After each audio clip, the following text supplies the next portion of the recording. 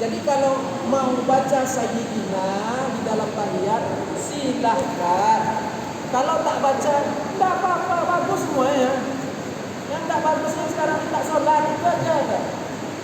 Jadi yang baca Sayyidina jangan menyalahkan yang tak baca Sayyidina. Yang tak baca Sayyidina jangan menyalahkan yang baca Sayyidina. Ini aja, biar aman hidup kita. Tidak bertikai kita, tidak berkelahi kita, hidup aman. Karena dari dulu sudah dipermasalahkan, sudah dibahas sedetik-detiknya oleh para alim ulama. Jauh-jauh hari kita ini apalah, ya. Ilmu kita ini dibanding ulama-ulama dulu itu sekelas Imam Nawawi, Ibnu Hajar Haytami, Imam Suyuti. Siapa kita? LC. Tidak apa-apa lah, tidak boleh kita biar aja lah dia LC. Yang penting begini Pak, intinya di dalam beramal ibadah metodenya rujukan referensi kita, Quran, hadis itu yang diutamakan. Kemudian belum cukup dengan Quran dan hadis, karena ilmu yang kita punya belum dapat mengukur, ya, belum dapat memaknakan, mengeluarkan hukum dari Al-Quran dan hadis itu sendiri. Ilmu kita belum cukup. Kenapa jadi konsep cara mengajar ustaz-ustaz ini tidak sama? Artinya mereka harusnya kan rujukannya harus jelas. Ya tak apa-apa, dia udah jelas itu. Kita tidak jelas. Ustaz itu udah jelas dia. Ustaz itu udah betul, dia bilang jangan pakai Sayyidina, ya udah. Itu udah betul, karena ada pendapat yang mengatakan ya nggak pakai Sayyidina. Pendapat itu ada, dan bukan dia yang mengatakan, itu udah lama dibahas, ya. Bukan sekarang, ya. Udah lama dibahas itu. Bukan sekarang aja. Mereka menyebutkan aturan seperti itu apa? Saya lain lagi, Ustaz Husain itu Ustaz itu ya beda-beda namanya. Kalau menurut saya harusnya umat itu Ya, jadi begini Pak. Ceramah itu harus Ya. dia bisa mengayomi orang-orang yang sebagai pendengarnya. Jadi begini intinya. Banyak juga kalau kata-kata pendapat. Saya mau kasih tahu, jadi begini. Tadi ini juga kasih. Ini sebenarnya kebijakan kita yang belajar. Jangan salahkan Ustaz. Kita yang belajar nih, kebijakannya di kita. Kita dengar Ustaz A ini bilang jangan pakai Sayyidina. Ustaz A bilang jangan pakai Sayyidina. Ya. Walaupun dia sampai menyalah-nyalahkan yang lain, bid'ah lah, sesat lah, begitu begini, Nabi gak pernah baca Sayyidina lah. Nah ya, udah jadi ilmu. Bagi kita yang belajar ini ambil saja sebagai ilmu. Oh, berarti ada nih pendapat yang gak dianjurkan baca Sayyidina. Kemudian datang Ustaz lagi si B, disunatkan baca Sayyidina katanya. Ini kitabnya, ini ulama-ulamanya, ini mazhabnya katanya. Nah, ambil itu, jadikan ilmu. Sekarang di dalam praktek, di dalam mengamalkan, kita mau yang mana? Bapak mau baca Sayyidina? Oke, bagus. Saya tak baca Sayyidina, ya tak apa-apa. Jadi di sini saya mau ngasih tahu, masalah ini masalah khilafiyah. Sudah jauh-jauh hari dibahas oleh para alim ulama. Sehingga sampai sekarang itu memang ada dua pendapat itu. Yang satu menganjurkan, dan yang satu mengatakan tidak dianjurkan. Tidak. Jadi tergantung kita yang belajar sekarang ini, kebijakan orang yang belajar tadi. Dalam saya nggak usah baca aja, ya tak apa-apa. Saya mau ngasih tahu aja di sini, jangan saling menyalahkan. Itu aja. Itu yang penting. Apalagi sampai mengajak orang ke paham kita. Karena orang tak sepaham dengan kita. Ini yang bahaya. Memaksa. Kalau enggak bid'ah. Kalau enggak nanti neraka. Kalau enggak nanti sesat. Itu yang menjadi problem sekarang. Kalau berbeda enggak masalah. Cuma jangan menyalah-nyalahkan. Itu aja. Apalagi sampai ke peringkat menyesatkan, membid'ahkan. Ini yang kita takutkan nih Pak. Ya. Jangan sampai seperti itu. Apalagi menyesatkan si fulan. Baca Sayyidina masuk neraka. Baca Sayyidina masuk neraka. Terus saya tidak salah masuk surga. Jadi begini, kalau mau pakai Sayyidina, ada pendapat yang menganjurkan. Dan juga Ini udah dari dulu dibahas itu, bukan baru-baru ini. Kalau tak mau baca, itu pun ada pendapat ulama. Silahkan, ini kita yang belajar nih, cukup mengamalkan mana-mana yang mau kita amalkan. Yang penting pendapat ini memang betul-betul ada dikatakan. Jadi itu aja kebijakannya kalau macam-macam ustadz yang datang. Jangan jadi suatu masalah bagi kita yang belajar ini. Pening otak kita dibuatnya, jangan bodoh kita. Imam Bukhari itu belajar 1.000 orang gurunya, lebih 1.000 orang gurunya. Dari 1.000 orang lebih itu dia dapatkan hadis 600.000 hadis. Itu belum diseleksi itu, belum difilter. Dia dapatkan 600.000 hadis dari 1.000 orang guru lebih. Kita ngaji berapa orang guru? Makanya saya katakan, kita sebagai penuntut ilmu cukup jadikan saja apa yang disampaikan oleh ustadz ini sebagai ilmu kita, tambahan ilmu kita. Kata ustadz ini bilang kunut, kata pula ustadz ini bilang tak kunut. Yang ini bilang dianjurkan, kunut ini bilang tak dianjurkan. Jadikan aja ilmu. Yang penting ustadz tadi menyampaikan dengan dalil. Itu. Yang tak kunut di dalilnya, yang kunut di dalilnya. Ini referensi kitabnya, ini mazhabnya. Dah aman. Pokoknya jangan sampai tahap menyesatkan yang lain, membidang-bidangkan yang lain. Itu yang kita takutkan. Ya. Itu yang kita takutkan, Pak. Nah, di sini intinya saya mau sampaikan, Bapak mau baca tadi, silakan. silakan. Tak baca tak apa-apa. Jangan Bapak terpengaruh sama saya. Tadi pertama Bapak tak baca kan? Nah. Saya tak maksa dong. Tak usah baca lagi. Jadi mana yang mau diikuti? Terserah. Kalau Ustadz yang kemarin aja, kalau Ustadz saya, ya silakan. Saya tak katakan Ustadz itu begitu-begitu. Silakan. Kalau mau yang baca Sayyidina, silakan. Bagus kedua-duanya. Yang tak bagus itu kan tak baca. Tapi kalau hari ini baca di surga nggak tahu ya. Hah? Yang tak bagus itu tak baca tasawufnya. Jadi aslinya dibaca kedua itu juga boleh kan? Ya, dibaca keduanya gimana kan? Artinya hari ini kita baca, kita nggak belah. Ya itu terserah Bapak, itu hak Bapak. Ya kan? Yang penting kita di dalam beramal ibadah itu ada referensinya, ada rujukan. Itu lebih bagus loh itu, ada rujukan gitu. Jadi kalau baca Sayyidina, saya tanya, Bapak baca Sayyidina ya, dalilnya apa? Ada referensinya. Sekurang-kurangnya ada ulama yang menganjurkan. Itulah Imam Nawawi, Imam Ibnu Hajar Haytami, ulama-ulama besar di kalangan mazhab Syafi'i. Sekarang tak baca Sayyidina. Dalilnya mana? Hadis. Karena hadis itu tentang bacaan tasawuf itu enggak ada kata-kata Sayyidina. Udah selesai. Berarti ke hadis tok. Hadis tok. Salafi. Kita tadi masuk ke hadis itu juga, cuman lewat ulama. Kita masuk ke hadis itu tadi juga, hadis tadi itu juga dengan bacaan tasawuf yang sama, yang tidak ada lafaz sayyidinanya. Kemudian kita memahami hadis itu lewat jalur para alim ulama di kalangan mazhab Asy-Syafi'i. Ya. Maka mereka ini menganjurkan baca sayyidina, walaupun di lafaz hadis itu tidak ada sayyidinanya. Kenapa? Alasannya litakarrum, untuk memuliakan. Itu aja. Ya kalau tak pakai Sayyidina berarti langsung ke hadis itu Sayyidina. Karena di dalam lafaz hadis itu nggak ada kata-kata Sayyidina. Jadi balik langsung ke hadis. Ya udah, ada dalil masing-masing. Nah, itu aja. Jadi kalau tanya orang, Pak, nggak pakai Sayyidina, dalilnya mana?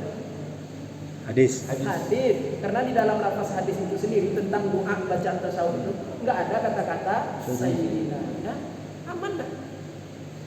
Saya pakai Sayyidina, referensinya dari para alim ulama di kalangan mazhab Imam Asy-Syafi'i. Kitabnya ini, nama ulamanya ini. Mengenai hadis itu, walaupun tidak ada Sayyidina, tetap kita sebagai umatnya membaca Sayyidina karena memuliakannya. Aman juga, ada selesai. Berarti kita memahami Al-Quran dan hadis tadi lewat ulama. Yang tadi pun lewat ulama juga, tapi langsung ke hadis begitu pemahamannya. Tanpa panjang lebar gitu, karena hadisnya begitu, nggak ada Sayyidina, udah, udah selesai. Itulah dua-duanya udah saya kasih itu dalilnya. Nah sekarang Bapak mau yang mana? Kalau nggak baca berarti hadis langsung. Oke, mantap. Nggak ada ulamanya. Nah kalau saya menyampaikan itu seperti itu, saya nggak mau yang pakai Sayyidina sesat masuk neraka. Saya nggak mau kayak gitu. Kita belum tentu juga surga ini gara-gara nak baca Sayyidina ini. Kita ini belum tentu juga masuk surga. Karena nggak baca Sayyidina itu, udah jamin masuk surga, nggak baca Sayyidina. Terus yang baca Sayyidina masuk surga? Ya nggak juga. Jadi jangan cepat kali Sayyidina berkah, bid'ah, sesat, itu udah bahaya kalau udah sampai selevel itu. Makanya saya kalau menyampaikan hal-hal khilafiyah seperti ini, ada 3 pendapat, saya sampaikan 3 pendapat. Ada 4 mazhab berbicara tentang hal itu, kita sampaikan 4 mazhab. Jadi umat itu terang otaknya. Ya. Ya ada hadisnya menggerak-gerakkan dan 5 mazhabnya ada. Dan mazhab Syafi'i kita dan fikih itu masalah fikih ya. Di dalam mazhab Imam Syafi'i kita Sebentar. menggerak-gerakkan itu tidak dianjurkan, hanya sekali gerak aja, mengangkat sekali. Nah, di kalimat asyhadu. Iya. Kemudian di kalimat illah boleh juga. Asyhadu an la ilaha illallah atau asyhadu an la ilaha illallah di illahnya. Ada 2 tempat di situ, boleh mengangkat jari, mengisyaratkan lebih tinggi. Itu sunnah. Sekali aja dia. Kalau digoyang-goyangkan ini ada juga pendapatnya dan bukan mazhab Syafi'i kita. Dan kita tak boleh itu menutupi itu dan menyalahkan yang menggerak-gerakkan itu nggak boleh karena ada dasar hadisnya. Nah begitu.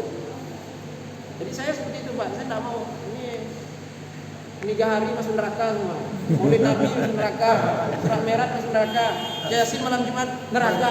Baca Yasin malam Jumat masuk neraka. Terus baca Quran malam Jumat Sudah.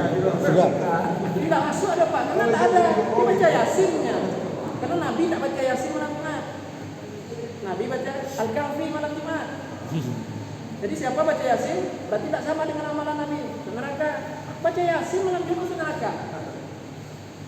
Jadi saya nggak mau yang sempit-sempit seperti itu Pak. Kita moderat, kita ada 4 pendapat kita sampaikan 4, ada 5 pendapat kita sampaikan. Ya seingat aja lah. Kalau nggak ingat saya katakan wallahu alam. Nanti saya cari lagi kitabnya, saya cari lagi bukunya. Saya kayak gitu Pak. Jadi bukan menyalahkan siapa-siapa enggak. Kalau kita beramal, jelaskan referensi kita, mazhab kita, ulama-ulama kita, tempat kita bersandar, tempat kita memahami Al-Quran hadis itu lewat siapa? Jangan bawa Quran hadis saja, terjemah sendiri, tafsir sendiri, pahami sudah boleh. Siapa kita? Pahami Al-Quran, pahami hadis lewat para ulama. Itu baru betul. Karena Nabi telah katakan, al-ulama warathatul anbiya. Ulama itu pewarisku kata Nabi. Jadi pahamilah Al-Quran dan hadis lewat warisku para ulama. Ya, buat Quran sendiri ini ayat sekian, ini hadis ini Bukhari Muslim artinya. Jadi kayak gini kepahamannya. Mau siapa kita? Tak boleh, hati-hati tuh. Ya. Kalau dihitung berapa hadisnya? 10 tak sampai. Selepet Imam Nawawi itu Pak, 300.000 hadis lebih di kepala itu. Imam Ibnu Hajar Al-Haytham, Imam Ibnu Hajar Al-Asqalani, 300.000 hadis di kepala itu. Hafal, bukan di HP. Iya. Jadi kita semudah-mudahnya meremehkan pendapat ulama itu tidak boleh. Dia kan manusia juga. Ya dia manusia, kita manusia. Hafalan dia berapa banyak? Hafalan kita berapa? Kita makan yang banyaknya. Hafalan dikit. Nah, sama manusianya Pak. Syafi'i kan manusia. Kita manusia ya betul. Syafi'i sama kita tidak sama. Syafi'i itu Pak 7 tahun apa kurang?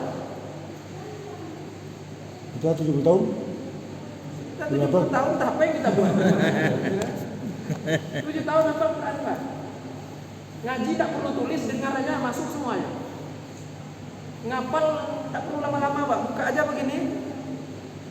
Kisah riwayat sahih tentang Imam Syafi'i, buka aja begini, langsung masuk kotak. Dibuka aja begini, makanya Imam Syafi'i setiap kali baca buku itu, yang sebelah ditutupnya, sebelah dibuka. Kalau dibuka begini takut tiba-tiba nanti masuk semua, jadi bercampur. Kalau Imam Syafi'i dia nggak perlu ngapal, dia buka aja, dia lihat langsung masuk. Begitu ulama-ulama dulu itu. Jadi kita tidak boleh tiba-tiba meremehkan pendapat-pendapat ulama seperti itu. Itu pendapat ulama loh, tentang menganjurkan, bahkan dikatakan disunatkan. Ya. Dan yang tak mau pakai Sayyidina ya silakan, berarti langsung rujukannya ke hadis karena hadis tidak ada lafaz Sayyidinanya. Selesai, semua baik, kan aman. Aman hidup kita, tidak berkelahi, tidak ribut-ribut. Negara tidak kunut Pak. Buat musola satu lagi sebenarnya. Nah ini bahaya Pak, paham. Jadi kita berlapang dada lah dengan masalah khilafiyah seperti ini.